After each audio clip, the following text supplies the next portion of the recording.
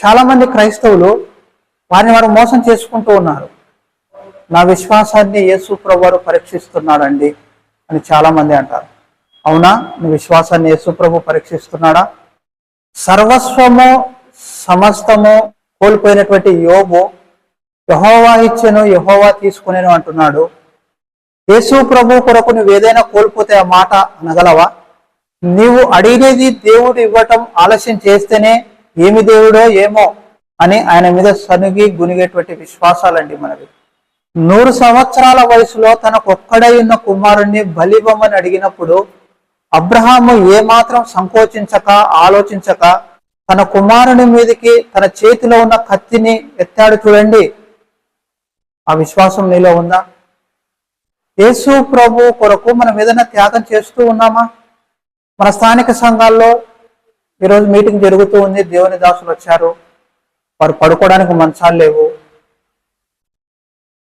మరి ఆ సమయంలో నేను ఈరోజు కింద పడుకొని దేవుని దాసునికి నేను మంచం ఇస్తాననే త్యాగం నువ్వు చేస్తున్నావా?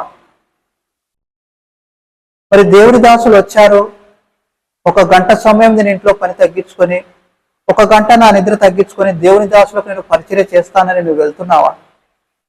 దేవుని మందిరమునకు వెళ్ళవలసి వచ్చినప్పుడు నీ పనులతో దేవుని సమయాన్ని నువ్వు సరిపోల్చుకుంటూ ఉన్నావు.